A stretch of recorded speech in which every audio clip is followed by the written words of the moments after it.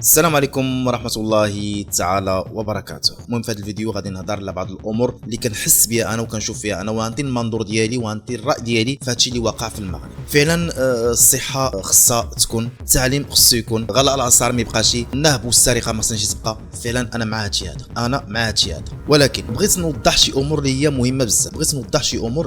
مهمة بزاف، لان الكثير من الناس اللي كيهضروا فقط على هاد الامور اللي هي سطحية، ولكن ما كيهضروش على العمق ديال هذا المشكل هذا فين هو. انا غادي نهضر معكم بكل شفافيه وبكل مصداقيه، وداكشي اللي كنشوفو انا بعيني واللي انا تايق فيه. اول حاجه، المغرب ديال اليوم هو ماشي المغرب ديال البارح.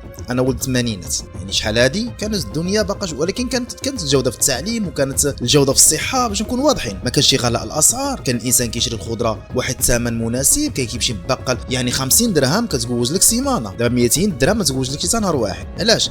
لان الجشع. غادي نهضروا على الصحه هنا في طنجه. كاين المستشفى الجامعي اللي في جهه كزنايه، واحد المستشفى. انا طلعت لواحد الزياره، واحد النسيب ديالي كان تما، طلعت نتما واحد الزياره اللي هي خفيفه، وتصبهرت بديك التجهيزات وبديك السنسور وداكشي رائع جدا. تخيلت راسي في شي دوله اوروبيه. ولكن فين هو المشكل؟ انا نقول لكم المشكل فين هو الضمير ما كاينش. الاطباء والمسؤولين على هذاك القطاع ما عندهمش الضمير. في المدرسه التعليم كاينه مدارس عموميه وبكثره، عندنا بزاف ديال المدارس، ما نكذبوش على الله. كيما عندنا بزاف ديال المستشفيات، ما عندنا بزاف ديال المدارس، ولكن اللي في وسط ديك المدارس ما كيقوموش بالواجب ديالهم. باش نكونوا واضحين، الحكومه فعلا خطات في بزاف ديال المسائل، والشعب غادي يحاسبها. وهبي ما كيعرفش يهضر، وبزاف ديال الوزراء ما كيعرفوش يهضروا، ما كيعرفوش كيفاش يتحاوروا مع المواطن. ولكن في نفس الوقت راه الاصلاح خصو يبدا منا حنايا، الاصلاح خصو يبدا من هاد الناس هادو، يبدا من الشعب. عاد نشوفوا الحكومه فعلا كاينه السرقه، كاينه النهب، كاينه كذا، كاينه بزاف د الحوايج، وخص المراقبه. ضرب الحكومه هي المراقبه. ما نقولوش الشعب هو الحكومه عندها الحق في هادشي هذا، ومن حق الشعب يطالب بتغيير الحكومه. الحكومه ما كتقومش بالدور ديالها في المراقبه. لكن الحمد لله كاينه سبيطارات، كاينه المدارس، كاينه كل شيء. ولكن الناس اللي فيهم كيخرج اخر كيقول لك ما عندناش الموارد البشريه. هذه الموارد البشريه علاش كتهرب؟ خصك تعطيني علاش كتهرب. اذا مادام كتهرب الا وان هناك خلل. اذا الادمغه ملي كتهرب لبرا اذا هناك خلل، والخلل فين هو؟ في التسيير. لاحظت انا بزاف ديال الاطباء ما كيقوموش بالشغل ديالهم كما يجب. الطب كيمشي يخدم لك في المستشفى الخصوصي، كيخدم لك بواحد الجديه وكذا، ولكن كيجي المستشفى ديال العمومي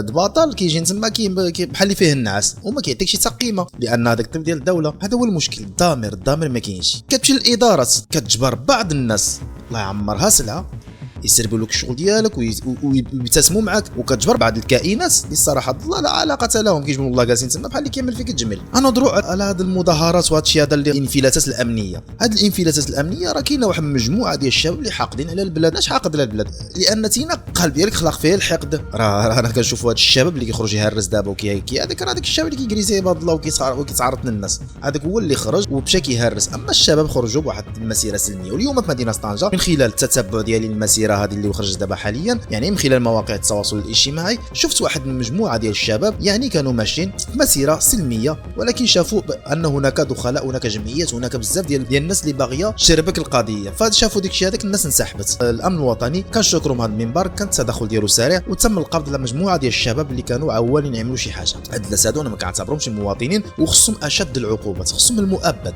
مباشره. ايش الرحمه؟ علاش؟ خصوصا ان ديك الاشخاص هادو اللي كيخرجوا، هاد الشباب الصغارين وهاد المراهقين، راه ما تقوليش شي مراهقين ولا شي حاجه. هذا راه التربيه. واش العيل صغير ما كيحشمش ملي كبر منه؟ شنو تنتظر منه؟ شنو غادي ننتظر منه؟ حتى هو خصو اقصى العقوبات. تقول لي شي باقي صغير باقي حماق، هذاك ما يكبر يكون كارثه في المجتمع. حنا الاخوان الراي ديالي انا شخصيا، فعلا الحكومه خصها تقوم بالدور ديالها، لان شفنا هذه الحكومه هذه مده 4 سنوات ما كتواصلش مع الشعب. كاين التجاهل للشعب، ما كايناش المراقبه في الاسعار. امور طالعه في ابتداء من كورونا بدات الحاجه كتزاد، بدات الاسعار كتزاد، ما كاين اللي يهضر، ما كاين اللي يخرج. المواطن كيعاني، حتى واحد ما خرج يهضر، حتى واحد ما قام بالدور ديالو. ما كايناش شي مراقبه. علاش ما تكونوش بحال الاوروبيين مثلا؟ بطاطا فيها الثمن ديالها، مطيشه فيها الثمن ديالها، اي حاجه فيها الثمن ديالها. علاش كتبقى تزيدوا ديك الزيادات بزاف؟ علاش هاد الزياده؟ لان الشناقه كثروا، لان مجبروا بان ما كايناش المراقبه. فكذلك لان الشعب ديالنا بدا كيتحقر لهذا، بدا كيزيد لهذا. قطاع ديال الكرا عاوتاني اللي عنده شي خربه بدا كيكريها بالثمن اللي قال له عقله. الناس كتعاني في الكرا، كتعاني في الموضه، وكتعاني شركه امانديس هنا في طنجه عاوتاني كذلك. هاد الشركه اللي نهبت الجيوب ديال المغاربه، تخيلوا ان الثمن ضوبل تريبلي وباقي لحد الان باقي ديك الثمن والمغاربه كاملين ساكتين. شو ماشي هذا؟ فين هي المراقبه؟ فين هي المراقبه اللي كتراقب الجيوب ديال المواطنين؟ هذا هو الدور ديال الحكومه. اذا الحكومه غلطت وخصها تعترف بالخطا ديالها، والشعب كيطالب بتغيير الحكومه. وهذا الامر هذا كيرجع عن جلاله الملك وكينتظر الشعب كامل كيطالب بخروج جلاله الملك في الخطاب ديالو المنتظر اللي غادي يكون في البرلمان، وانا متاكد يكون واحد الخطاب مزلزل اللي غادي يرضي المغاربه كاملين، لان الشعب كامل كيبغي الملكيه وكيبغي جلاله الملك. الله يطول له في عمره والله يعطيه الصحه ديالو،